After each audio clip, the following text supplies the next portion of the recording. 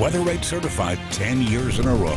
Strong storms and flash flood warnings in southern Utah. That's what we're dealing with this Tuesday, and it's not a surprise as you look at this video from Carl King. Look at the rain coming down near Zion National Park. You can see that flood advisory, which really covered roads in Springdale. You can see cars driving through. Don't recommend that. When you look at this video, you just know this is a strong storm, hail, heavy downpour, and roads dealing with it. We've heard of rock and mudslides in and around Zion. We'll get to a live report here in a moment. We have those widespread storms still out there. Our severe weather is going to linger for the rest of today, and the possibility we could see more storms into tomorrow. Temperatures will fumble for some, and will this moisture push further north? We'll talk about that. Here's another view of that flash flooding torrent of water. This coming from Laney on Twitter, and you can just see, wow, plenty of mud, sand, and debris mixed in with that strong flood over Zion National Park. That's not the only area dealing with a flash flood warning, though, in southern Utah. We saw these storms really develop into the afternoon. They blossomed with the help of daytime heating.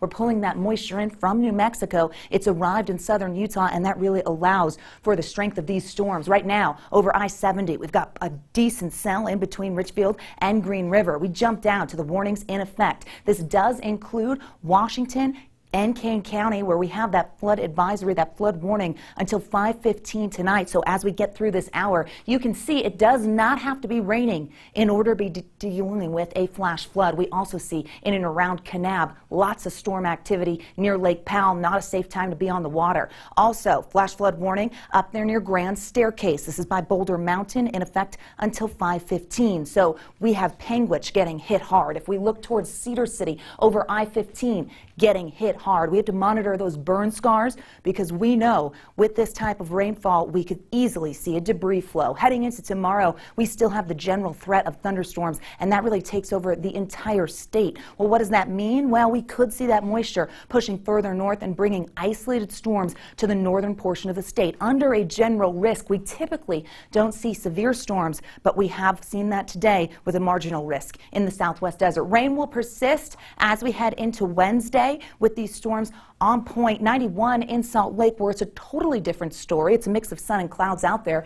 90s getting into the 80s as we get through the next couple of hours. Here's a check on what to expect temperature-wise below average with the cloud cover and wet weather in central and southern Utah. Temperature stepping away from those triple digits. Tonight, those showers will dwindle. We lose that daytime heating, but notice how they move up for tomorrow towards northern Utah, where an isolated shower is possible. And we also see the chance of storms again in the south. Here we are into Thursday, and we see that threat really targeting the northeastern portion of the state, but we're staying unsettled with the chance of storms as we work through this week. Highs tomorrow, 90 in Salt Lake, upper 80s in Provo, and you can see where those storms pop up yet again, and cool temperatures to 90 near Moab, 94 in St. George. Let's look at the next 7 days. There in Washington County, where the scattered storms stick around for our Wednesday, becoming more isolated for Thursday, triple digits returning Friday, and for the holiday weekend, the heat comes back. Still a chance of a storm, though, so this is a holiday weekend. You want to stay weather aware. Here's a look at the Wasatch Front, where we see those 90s hanging on with a chance of isolated storms Wednesday, and again Friday. 4th of July at 97. We know that heat will be on.